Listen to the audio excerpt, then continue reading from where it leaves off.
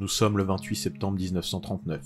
La Seconde Guerre mondiale a débuté. Sur tous les fronts, les troupes de l'Allemagne hitlérienne avancent. Malgré leur résistance acharnée, les troupes polonaises sont dépassées. La Wehrmacht approche de Varsovie. De l'autre côté du pays, les troupes soviétiques avancent, prenant le contrôle de la partie est du pays. Depuis la capitale, l'une des dernières stations radio encore fonctionnelles fait retentir le dernier message d'une nation sur le point de disparaître. Célèbre pour sa nature désespérée et symbolique, cet appel peut pour autant se condenser en une phrase.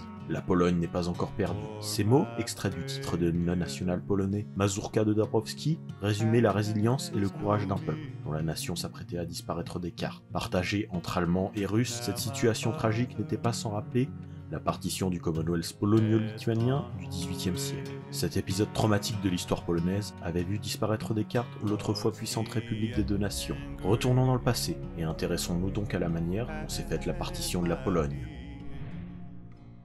Retournons vers le passé. Au début du XVIIIe siècle, on ne parle pas de Pologne, mais de Commonwealth polonio-lituanien, ou République de deux nations. Cet État est une monarchie élective complexe composée du Royaume de Pologne et du Grand-Duché de Lituanie. Fondée en 1569 par l'Union de Lublin, cette entité politico-administrative était gouvernée par une monarchie élective, où les nobles, la Szlachta, élisaient un roi. Cette structure politique unique, caractérisée par une liberté d'expression politique et religieuse pour la noblesse et la population, apparaît comme une exception en Europe. Basée en Europe de l'Est, bordant la Baltique et s'étendant jusqu'à loin dans les terres de l'actuelle Ukraine, le pays était une grande puissance européenne du XIVe siècle. Mais depuis le début du XVIIIe siècle, le Commonwealth polono-lituanien n'est plus que l'ombre de lui-même, connaît une période de déclin économique, politique et militaire. Les causes en sont les conflits qui l'ont opposé à ses voisins vers le milieu du XVIIe siècle. La première de cette suite de guerres fut le déluge suédois, qui avait marqué une période sombre pour la Pologne-Lituanie. La Suède, dirigée par des monarques ambitieux comme Charles X et Charles XI, avait lancé une série de campagnes militaires agressives, visant à étendre son influence dans la Baltique. Ces campagnes avaient abouti à la conquête de vastes régions, y compris la région stratégique de Livonie et une partie de la Pologne même, atteignant parfois jusqu'à Varsovie. La guerre avait laissé le Commonwealth affaibli, politiquement fragmenté, sapant l'autorité centrale et alimentant les rivalités internes. Bien que la République des deux nations ait finalement réussi à récupérer certains territoires perdus grâce au traité de paix d'Olivia, le déluge suédois avait laissé des cicatrices durables et avait considérablement affaibli la position militaire du Commonwealth sur la côte. D'un autre côté, en même temps que les combats au nord, l'Union avait dû faire face à l'expansionnisme des tsars. La Russie sous les Romanov représentait une autre menace majeure pour le Commonwealth. L'ours russe, cherchant à étendre son empire vers l'ouest, avait entrepris une série de campagnes militaires visant à annexer les territoires septentrionaux d'Ukraine et de Biélorussie. La guerre russo-polonaise de 1654 à 1667, déclenchée par la tentative russe d'exploiter les divisions internes du Commonwealth, avait abouti au traité de paix d'Androusovo, qui avait cédé d'importantes régions à l'est du Dniepr à la Russie. Malgré le traité de paix, au début du XVIIIe siècle, les conflits avec la Russie avaient continué, exacerbant l'instabilité politique et économique. Des affrontements fréquents aux frontières orientales mettaient à rude épreuve les ressources militaires et économiques du Commonwealth, affaiblissant ainsi sa capacité à résister aux pressions extérieures. Ces guerres, contre la Suède et la Russie, avaient eu des répercussions dévastatrices sur la République. Les régions frontalières étaient ravagées par les combats, entraînant la destruction des infrastructures, la dépopulation et des pertes économiques massives. En effet, la société polonaise se reposait principalement sur l'agriculture pour faire fonctionner son économie. Le commerce, autrefois florissant, fut affaibli par le blocus naval suédois dans la Baltique et subit un déclin face à la concurrence étrangère. Le système féodal archaïque n'arrangea rien et entravait le développement économique. Les finances publiques, mal gérées, furent couplées avec une fiscalité inefficace et des nobles resquilleurs refusant de payer les impôts, ce qui rendit difficile le financement des besoins militaires et administratifs. Outre les pressions militaires externes et l'économie désastreuse, le Commonwealth était également confronté à des défis politiques internes. Son système de gouvernement unique, basé sur un parlement de nobles, était à la fois un atout et une faiblesse. La Diète, où les nobles élisaient le roi et décidaient des questions importantes, représentait un modèle démocratique avant-gardiste pour son époque. Cependant, la nécessité du consensus de tous les nobles rendait souvent la Diète inutile. Cette liberté dorée, comme elle était appelée, rendait irréalisable la prise de décision efficace. Les rivalités internes entre les magnats et les nobles inférieurs compliquaient encore davantage la mise en place de décrets cohérents. Les riches propriétaires, qui détenaient une grande influence politique et économique, cherchaient souvent à promouvoir leurs propres intérêts, aux dépens du bien-être général de l'État. Cette fragmentation politique et cette lutte pour le pouvoir affaiblissaient l'autorité centrale. Lorsque parfois une solution était trouvée, c'était un invité surprise qui venait rendre caduques les verdicts. La Russie, la Prusse et l'Autriche exerçaient une influence croissante et intervenaient souvent dans les affaires internes du pays pour soutenir leurs propres intérêts. Les tentatives de réforme telles que les confédérations nobiliaires, visant à contrer les abus de pouvoir des magnats et des forces étrangères, étaient souvent obstruées par les rivalités internes et les luttes de pouvoir causées justement par ces mêmes puissances étrangères. Autant dire que tous ces problèmes entravèrent magistralement les efforts visant à moderniser le Commonwealth polono-lituanien et à renforcer son appareil administratif et militaire. En ce début de XVIIIe siècle, la Pologne est un cadavre, tant politiquement, économiquement et militairement. L'Europe tout entière regardant le pays autrefois glorieux avec une sorte de fascination morbide. C'est dans ce contexte totalement désastreux que le roi de Pologne, Auguste III, meurt en 1763. Celui-ci laisse le trône vacant, et ainsi, comme toute bonne affaire polonaise, le conflit éclate entre les deux familles nobles polonaises des Ksatorski et Potocki, qui cherchent à s'emparer du trône. Ce conflit exacerbe l'instabilité politique déjà présente dans la République. Les luttes de pouvoir entre les factions nobles affaiblissent le peu d'autorité qu'il restait au Parlement, laissant la porte grande ouverte aux ingérences étrangères. Ainsi, comme lors de la succession précédente de 1733, ce ne sont pas les partis aristocratiques polonais qui déterminent le dirigeant, plutôt les grandes puissances européennes. Outre frontières, la Russie lorgne sur les territoires polonais, et l'impératrice russe, Catherine II la Grande, voit dans la vacance du trône l'occasion d'y mettre un souverain favorable. La Russie, cherchant à étendre son influence dans la région et à affaiblir les puissances rivales, intervient donc activement dans les affaires internes du Commonwealth, et porte son dévolu sur un candidat, Stanisław August Poniatowski. Celle-ci voit en lui un allié potentiel susceptible de promouvoir les intérêts russes dans la région. Finalement, en 1764, lors de l'élection royale, Poniatowski est élu roi de Pologne par la Diète, l'organe législatif du Commonwealth. Son élection est le résultat du soutien de la Russie, qui a déployé son armée à seulement quelques kilomètres du Parlement, ainsi que de la volonté de la faction noble surnommée la Famille. Bien que son élection soit contestée par certains opposants politiques, elle est finalement confirmée, marquant le début de son règne en tant que Stanisław II Augustus. Accède ainsi au trône de Pologne-Lituanie un roi fantoche devant son pouvoir aux Russes, avec peu de poids politique et de responsabilité. En somme, il n'est qu'un souverain faible, pro-russe, faisant de la Pologne un quasi-protectorat. C'est du moins ce que l'on pourrait penser aux premiers abords. Même avec une situation aussi catastrophique, et malgré le plan des Russes pour installer un souverain amical sur le trône, Poniatowski est loin d'être le pion docile que l'impératrice espérait, et se révéla être un souverain déterminé à moderniser le pays, et ce, dès son arrivée au pouvoir. En utilisant habilement les prérogatives précédant son intronisation, il entreprit des réformes audacieuses pour garantir une gouvernance plus efficace, et mettre fin aux excès de la noblesse. Dans sa lancée, il cherche à renforcer le pouvoir royal, dans le but de rendre le gouvernement plus stable et plus efficace. Il propose des réformes visant à accroître l'autorité du roi, notamment en matière de fiscalité, de justice et de politique étrangère. Cependant, ces initiatives rencontrent immédiatement une forte opposition de la part de la noblesse polonaise, qui craint une centralisation excessive du pouvoir. De même, le roi essaye de réformer l'administration publique du Commonwealth pour la rendre plus efficace et plus transparente. Il tente de rationaliser la bureaucratie et de lutter contre la corruption, en introduisant des mesures de contrôle et de responsabilité. Cependant, ses efforts dans ce domaine sont encore stoppés par la résistance des magnats et des factions nobles. Même les réformes économiques se heurtent à un mur. Il encourage le commerce et l'industrie, favorise l'investissement dans les infrastructures et cherche à moderniser les méthodes agricoles. Cependant, ces réformes sont bloquées par les intérêts des conservateurs. Comme autre tentative désespérée en réponse aux menaces externes, Stanisław propose des réformes militaires pour renforcer l'armée de la République des deux nations. Il se risque à moderniser les forces armées, à améliorer l'organisation, l'équipement militaire et à renforcer la défense des frontières. Comme à l'habitude, les nobles l'empêchent de mener à bien ces réformes et le manque d'argent conduit à un résultat en demi-teinte. Ces résultats, honnêtes dira-t-on, inquiètent cependant outre-frontières, côté du voisin slave. Car les influences étrangères qui rythment la vie du Commonwealth trouvent pour la plupart leurs origines en Russie. En effet, Catherine II considérait la République des deux nations comme son précaré et une zone d'influence russe, du fait de son influence quasi totale sur la politique intérieure. Ainsi, la tsarine de Russie ne veut surtout pas laisser se finir l'anarchie polonaise et cherche des moyens d'empêcher la fondation d'un système fonctionnel et capable de réforme. Les tentatives de progrès de Poniatowski ont placé l'impératrice devant un dilemme. Si elle veut arrêter le renforcement de la Pologne, même minime, elle doit s'impliquer militairement. Un casus belli se présente. Malgré ses manœuvres et sa volonté de réformer la Pologne, Poniatowski s'avère un souverain faible et encore soumis aux ingérences étrangères. Les Russes poussent ainsi le souverain à signer le traité éternel, reconnaissant la souveraineté slave sur la rive gauche du Dniepr, tandis que la Pologne conserve la rive droite en échange de la paix. Outre ces modifications territoriales, cet accord limite l'autonomie du Commonwealth, fait du pays un semi-vassal des Russes.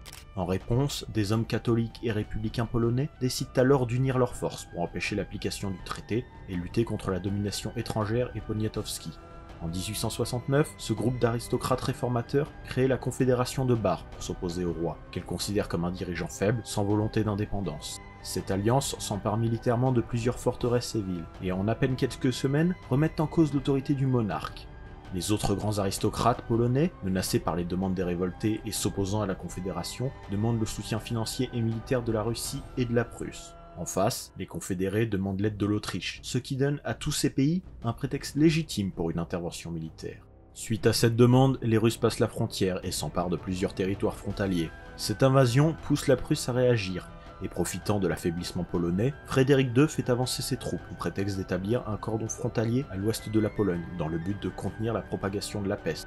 Les Autrichiens, grands retardataires, restent en retrait et ne prennent le contrôle que des localités proches de leurs frontières. En face, les nobles polonais, dans leur infinie sagesse, décident alors qu'ils n'ont pas vraiment besoin de lever une armée décente pour se défendre.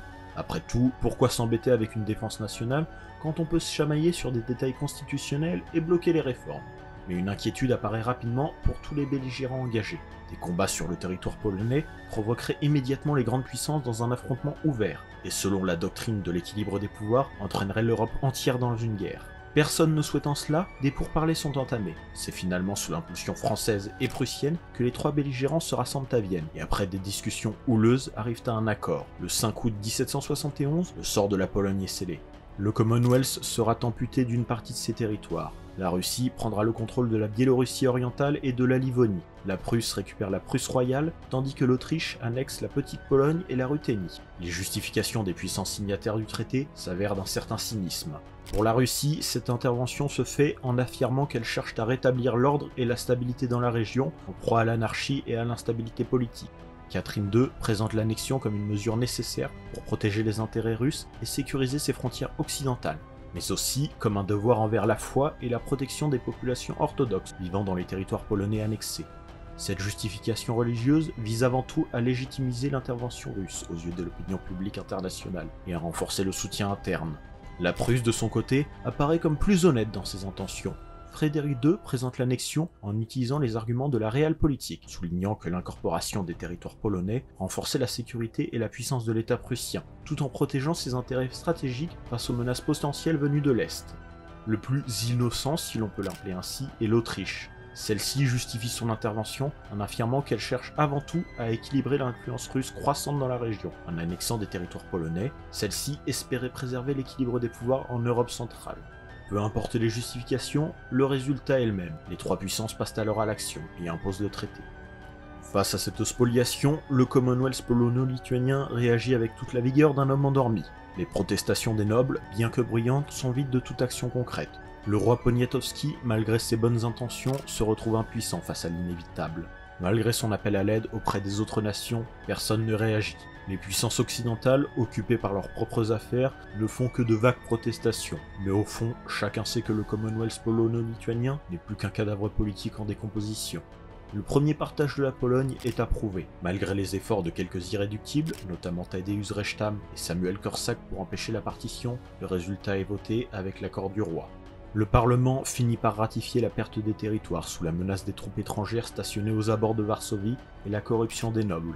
La Pologne perd par ce traité environ 211 000 km², soit 30% de son territoire et un tiers de sa population, soit 4 à 5 millions de personnes. C'est la fin, ou du moins pas tout à fait, bien que le premier partage de la Pologne apparaisse alors comme un chef-d'œuvre de cynisme et de pragmatisme géopolitique, il n'est que la première étape de la disparition de l'État polonais. Après le premier partage, il devient clair pour de nombreux dirigeants polonais qu'une réforme en profondeur du système est nécessaire pour sauver l'État et empêcher de nouvelles pertes territoriales. Pour la première fois de son histoire, apparaît en Pologne un sentiment national. Poniatowski réussit à obtenir le soutien d'une partie de la noblesse polonaise, majoritairement les réformistes, et entreprend avec leur appui des réformes significatives. Durant 19 ans, le roi tente de faire avancer méticuleusement toutes ses lois, tout en ménageant la noblesse conservatrice. Cette période de changement se caractérise par une tension constante au sein du Commonwealth. Cependant, sur le plan gouvernemental, la situation s'éclaircit légèrement. Militairement, les réformistes font aboutir une partie des projets de réarmement et de modernisation. De même qu'économiquement, ceux-ci réforment l'agriculture en la libéralisant. Cependant, la plus importante des réformes apportées fut l'adoption de la Constitution du 3 mai 1791. Celle-ci était l'une des plus progressistes de l'époque, instaurant une monarchie constitutionnelle, abolissant définitivement le liberum veto, paralysant le Parlement et octroyant plus de droits aux bourgeois, tout en cherchant à réduire l'influence excessive de la noblesse. Poniatowski cherchait à invalider le liberum veto, le transformant en vote majoritaire ou pluralis votorum. Cependant, ces progrès ne faisaient pas l'unanimité. Une faction conservatrice de la noblesse, opposée à la diminution de ses privilèges, forma la Confédération de Targovica en 1792. C'est ici que débute le second partage de la Pologne-Lituanie. Cette coalition de la noblesse conservatrice, cherchant à maintenir le liberum veto, sollicita l'intervention de la Russie pour rétablir l'ordre ancien. Catherine II, satisfaite de la possibilité d'intervenir directement dans les affaires polonaises, envoya des troupes, déclenchant la guerre russo-polonaise de 1792. Les forces du Commonwealth, malgré l'amélioration de leurs armes et une résistance acharnée menée par des figures comme Tadeusz Kościuszko, furent rapidement vaincus par les armées russes supérieures en nombre.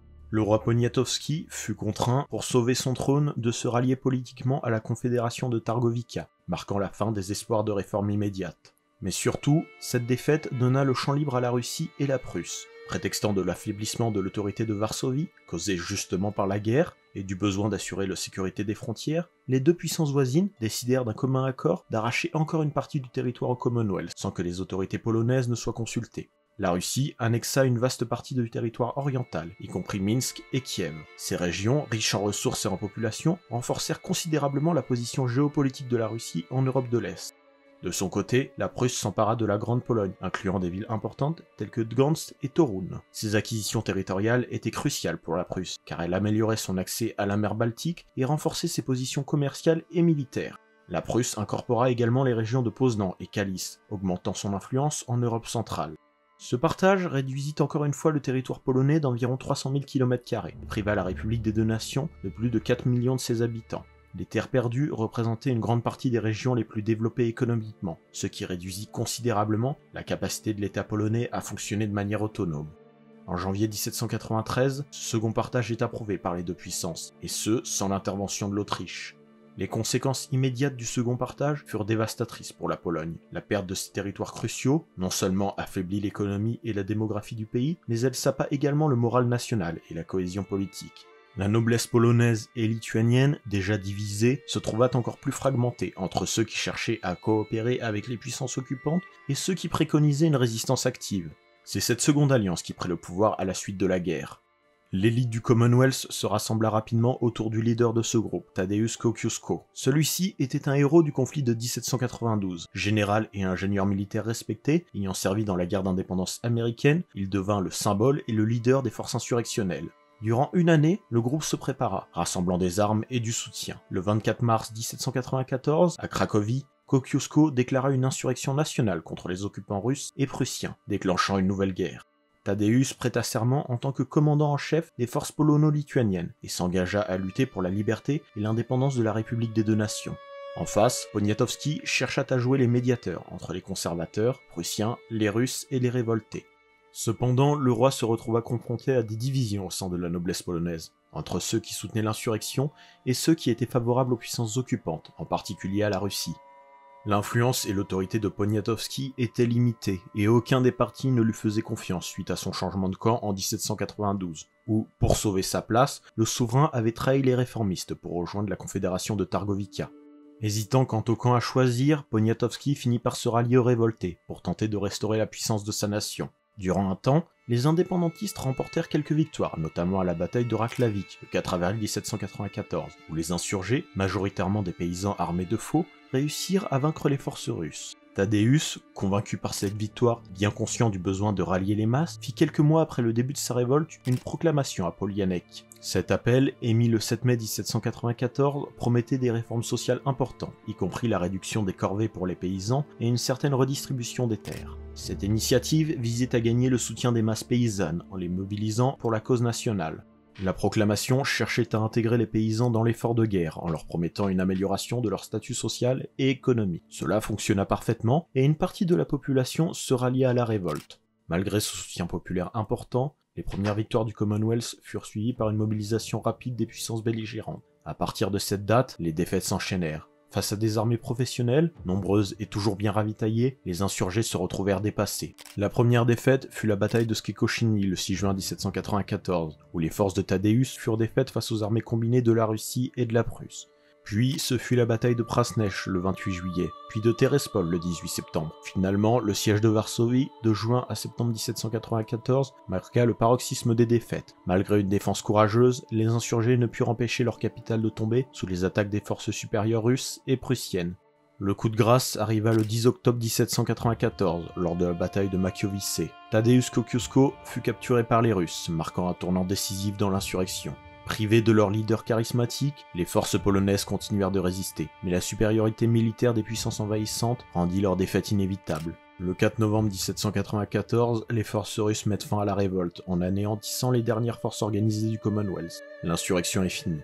Durant l'année qui suit, les troupes russo-prussiennes s'installent dans les villes, écrasent les soulèvements paysans et traquent les quelques leaders ayant échappé à la capture. Mais surtout, dans les chancelleries, les débats se font. Le troisième partage est finalement décidé en octobre 1795. Les restes de territoire polonais sont répartis entre la Russie, la Prusse et l'Autriche. La Russie, en raison de sa forte implication, obtient la plus grande part du territoire. Elle annexe la Lituanie, une partie significative de la Biélorussie actuelle et les régions de Volhynie et de Podolie. Ces territoires stratégiquement situés imposaient définitivement la mainmise et l'influence russe en Europe de l'Est. La Prusse, quant à elle, s'empara de Varsovie, la capitale polonaise, et des territoires environnants, y compris la Mazovie, couronnant ainsi ses gains territoriaux avec une région économiquement et politiquement cruciale, son influence en Europe centrale.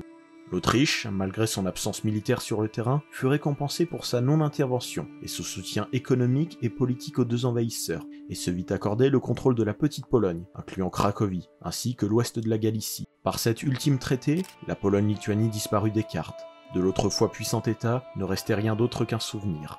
Les répercussions furent immédiates. Le troisième partage entraîna des conséquences profondes et durables pour la Pologne et l'Europe. Les partages successifs de la Pologne-Lituanie suscitèrent des inquiétudes parmi les autres puissances européennes quant à la stabilité politique et à la sécurité en Europe. La disparition d'un État tampon accrut les tensions entre les grandes puissances et a contribué à l'émergence de coalitions et d'alliances politiques visant à contrecarrer l'expansionnisme des empires russes, prussiens et autrichiens. Les deux derniers partages soulevèrent également des questions importantes concernant la souveraineté nationale et l'intégrité territoriale des États européens. La disparition d'un État souverain européen, par le biais de partage entre des puissances étrangères, a remis en cause les principes de droit international et a entraîné des répercussions durables sur les relations politiques entre les grandes puissances. La meilleure manière de présenter le choc subi par la disparition complète d'une grande puissance est probablement l'anecdote ottomane sur cet événement. Après le troisième partage de la Pologne, les nouvelles sur la disparition du Commonwealth commencèrent à se répandre à travers l'Europe. Parmi ceux qui apprirent ce fait, se trouvait un ambassadeur ottoman chargé des liens avec les puissances européennes.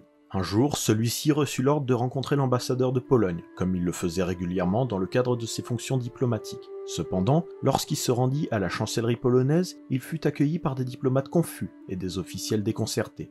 L'ambassadeur ottoman, perplexe, demanda alors à plusieurs reprises où se trouvait l'ambassadeur du Lehistan, terme ottoman pour la Pologne. Finalement, après de nombreuses discussions et recherches, il devint évident que la Pologne avait disparu en tant qu'entité politique indépendante.